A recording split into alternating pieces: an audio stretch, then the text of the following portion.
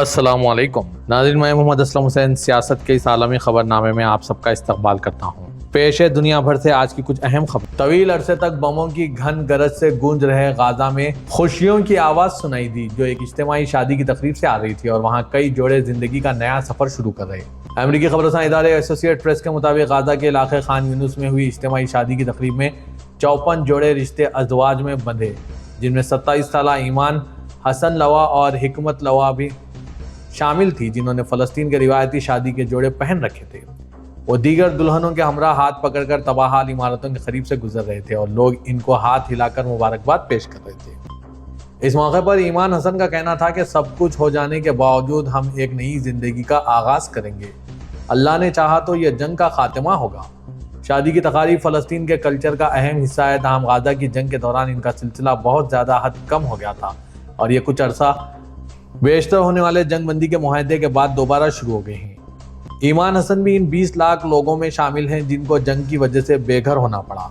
शहर की ज़्यादातर इमारतें खंडेर में तब्दील हो गई और इमदादी सामान की किल्लत और हमलों के खदशात के पेश नज़र अब भी लोगों को रोज़मर्रा की ज़िंदगी में मुश्किलात का सामना है। मिस्र की रियासती इत्तलाती सर्विस ने आज चारशंबे के रोज़ इस बात की तरदीद की है कि मुल्क आइंदा दिनों में गाजा के बाशिंदों के लिए राफा क्रॉसिंग को दोबारा खोलने के लिए इजराइल के साथ राब्ता कारी कर रहा है। ये खबर इनकरा न्यूज़ ने दी है। इससे कबल इजराइल ने कहा था कि गाजा का मरकजी दरवाज़ा अगले चंद दिनों में खुल जाएगा, जिससे हज़ारों फ़लस्तीनी को जिन्हें तिब्बी इमदाद की ज़रूरत है, जंग से तबाहशुदा इस इलाके से मिस्र के रास्ते बाहर निकलने की इजाज़त मिलेगी। इजरायली फ़ौज का वो शोबा जो इंसानी हमदर्दी के मामलात की निगरानी करता है, कोगाट ने कहा कि राफा क्रॉसिंग का खोला जाना मिस्र के साथ हमआहंगी से होगा और इसकी निगरानी यूरोपीय यूनियन मिशन करेगा, जैसा कि जनवरी 2025 में गाजा की पिछली जंगबंदी के दौरान इस्तेमाल किए गए तरीक़ेकार के मुताबिक है। अमेरिकी सदर डोनाल्ड ट्रंप के 20 निकाती मंसूबे के तहत, जिसने इजराइल और हमास तस्कीरियत पसंदों के दरमियान 2 साला जंग को बड़ी हद तक रोक दिया है, ये क्रॉसिंग दोनों सिमतों में खुलती थी। इजराइल और लेबनान एक अस्करी कमेटी में नए नुमाइंदे भेजेंगे जो दोनों ममालिक के दरमियान जंगबंदी की निगरानी करती है। दोनों जानिब के आला हुकाम ने आज चारशंबे को यह बात कही। ये इक़दाम देरीना दुश्मनों के दरमियान मुज़ाकरात के दायरेकार को वसी करने के लिए तैयार हैं। अगर लेबनानी और इजरायली दोनों सिविलियन हुकाम शिरकत करते हैं तो यह अमेरिका के महीनों पुराने मुतालबे की तरफ एक कदम होगा कि दोनों ममालिक 2024 की जंगबंदी की निगरानी से हटकर मुज़ाकरात को वसअत दें।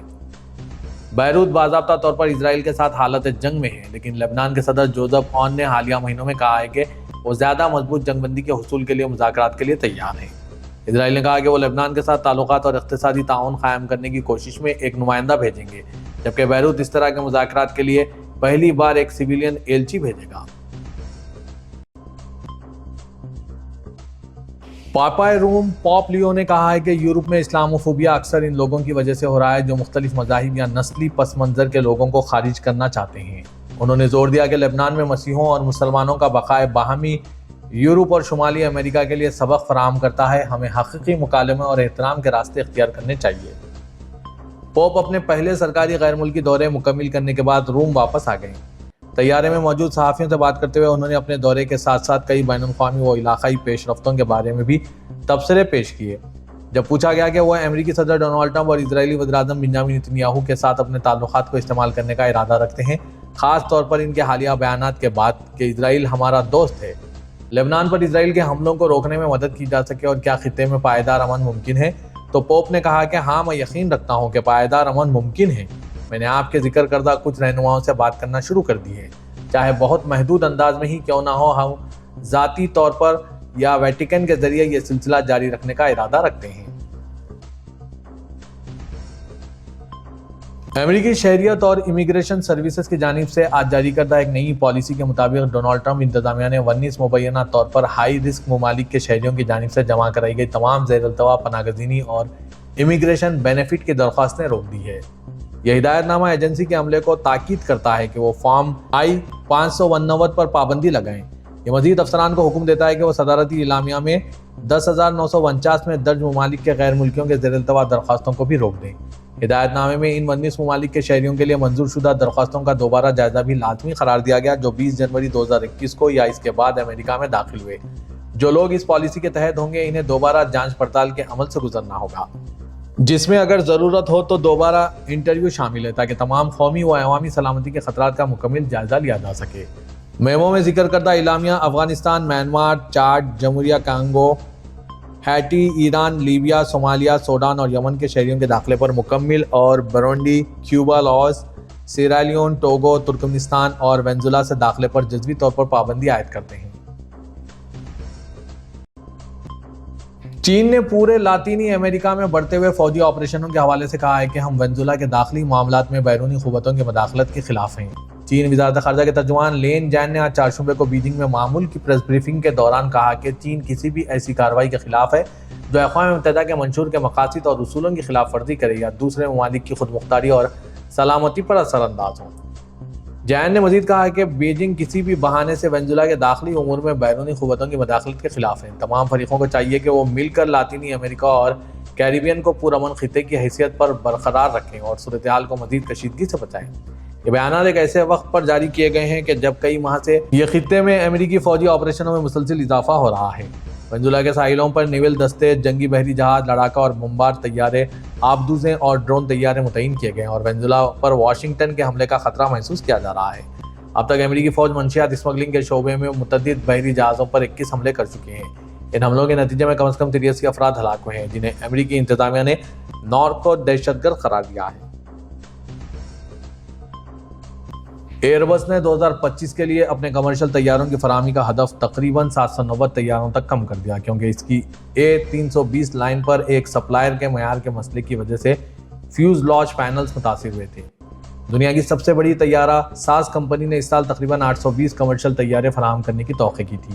ایئر بس کے انجینئرز نے سینکڑوں جیٹ طیاروں کا معائنہ کرنے کی تیاری کے دوران A320 کے وسیع فیوز لاج پینلز میں نقص دریافت کیا ہے۔ کچھ طیاروں کے سامنے دھات کے پینلز پر حال ہی میں دریافت ہوئے معیار میں نقائص کی وجہ سے معائنے کی کل تعداد 628 تھی، جن میں سے 168 پہلے ہی سروس میں تھے۔ پریزنٹیشن کے مطابق اس تعداد میں 245 اسمبل لائنز بھی شامل ہیں جن میں سے تقریباً 100 اس سال ترسیل کے لیے مختص ہیں۔ مزید 215 طیارے ایک ابتدائی مرحلے میں ہیں جسے میجر کمپوننٹ اسمبلی کہا جاتا ہے۔ اس کے علاوہ پچھلے حصے اور جیٹ کے دیگر حصوں میں بھی اسی طرح کی موٹائی کے مسائل پائے گئے ہیں، اگرچہ اس وقت سروس میں موجود طیاروں میں کوئی پینل نہیں ہے۔ یوکرین میں جنگ ختم کرنے کے لیے امریکہ اور روس کے درمیان اہم مذاکرات کسی بڑی پیش رفت کے بغیر ہی ختم ہو گئے ہیں۔ فرانسیسی خبر رساں NCAFP کے مطابق روس کا کہنا ہے کہ زیر قبضہ علاقوں کے معاملے پر ابھی تک کوئی سمجھوتہ نہیں ہو سکا۔ روسی صدر پوٹن نے امریکی صدر ڈونالڈ ٹرمپ کے داماد جیریڈ کشنر اور خصوصی ایلچی اسٹیو وٹوکوف سے ماسکو میں ملاقات کی۔ اس سے قبل انہوں نے کہا کہ روس اپنے جنگی اہداف حاصل کرنے کی غرض سے لڑائی جاری رکھنے کے لیے تیار ہیں۔ روسی صدر کے سینئر مشیر یوری اوشاکوف نے ملاقات کے بعد کہا ہے کہ ہمارا اتفاق نہیں ہو سکا، تاہم امریکی تجاویز میں سے کچھ پر بات ہو سکتی ہے۔ کچھ پیش کردہ تجاویز ہمارے لیے قابل قبول نہیں اور کام جاری رہے گا۔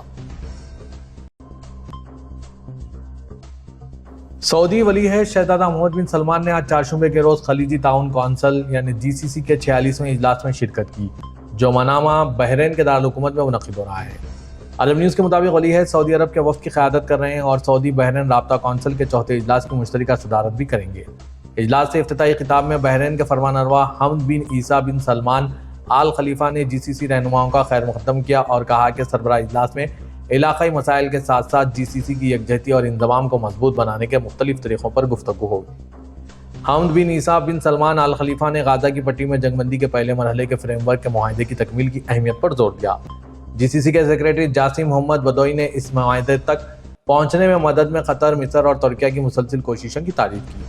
انہوں نے دو ریاستی حل کے نفاذ کے لیے بین الاقوامی کوششوں کی قیادت میں سعودی عرب کے کردار کو بھی سراہا۔ کویت کے امیر شیخ مشال احمد الجابر الصباح نے کہا ہے کہ GCC نے پیچیدہ علاقائی اور بین الاقوامی حالات پر قابو پا لیا ہے اور انہوں نے قطر پر اسرائیلی جارحیت کی GCC کی مذمت کو دہرایا۔ امیر کویت نے کہا کہ قطر کی سلامتی تمام خلیجی ممالک کی سلامتی کا لازمی حصہ ہے۔ سعودی عرب میں ماحولیاتی ضوابط کی نگرانی کا پیشہ مردوں تک محدود رہا ہے، مگر اب اس مرتبہ سعودی خواتین نے میدان میں قدم رکھنے کا فیصلہ کرتے ہوئے اپنا لوہا منوایا ہے۔ یہ 7 سعودی خواتین ہیں جنہوں نے اس مشکل اور خطرات سے بھرپور میدان میں اپنی صلاحیتیں ثابت کرنے کا فیصلہ کیا۔ اخبار 24 کے مطابق وہ اپنے فرائض کی ادائیگی میں ویسے ہی کامیاب رہیں جیسے ان سے پہلے دیگر سعودی خواتین موقع اور مناسبت تربیت ملنے کے بعد نمایاں کامیابیاں حاصل کر چکی ہے۔ نورہ الیاس ملک میں قومی مرکز برائے ماحولیاتی تعمیل کی تفتیشی ٹیم میں شامل ابتدائی 7 ماحولیاتی خاتون نگرانوں میں سے ہیں۔ بعد ازاں ان کی تعداد 6 گنا بڑھ گئی کیونکہ انہوں نے چند ہی سالوں میں چیلنجوں سے بھرپور اس تجربے میں اپنی کامیابی ثابت کر دی۔ خلیج عرب کی ریاستوں کی آثار قدیمہ کی 8ویں مشترکہ نمائش کا آغاز ریاض کے قومی میوزیم میں ہوا ہے جو 30 دسمبر تک جاری رہے گا۔ سعودی پریس ایجنسی کے مطابق یہ نمائش پتھر کے زمانے سے تیسرے ہزاریے میں دھات کی دریافت اور پھر قبل از اسلام زمانہ اور اسلامی دنیا میں اس کے مرکزی کردار تک ریجن کی تاریخ کا سراغ لگائے گی۔ اس نمائش کا عنوان تہذیبی اتحاد اور ثقافتی تنوع ہے، جس میں مختلف نوادرات جن میں پتھر کے بنے ہوئے ہتھیار، مٹی کے برتن، قدیم عبارتیں اور تحریریں، آرٹ، فن تعمیر اور جویلری شامل ہیں، نمائش میں رکھے جائیں گے۔ نمائش میں ڈیجیٹل ٹیکنالوجی کا استعمال کر کے روزانہ کی بنیاد پر پیش کرنے کے لیے مختلف پروگرام ترتیب دیے گئے ہیں جو آنے والوں کو جدید تعلیمی تجربے سے متعارف کرائیں گے، جس میں تاریخی مناظر کو 9 مرتب کیا جائے گا۔ ترکیہ کے صدر رجب طیب ایردوغان نے آج چہارشنبے کو فرانس کے صدر ایمانوئل میکرون کے ساتھ ٹیلی فون پر بات کی۔ ترکیہ صدارتی محکمہ اطلاعات نے سوشل میڈیا اینڈ سوشل سے موضوع سے متعلق جاری کردہ بیان میں کہا ہے کہ مذاکرات میں روس یوکرین جنگ، علاقائی بحران اور دو طرفہ تعلقات کے مستقبل پر بات کی گئی۔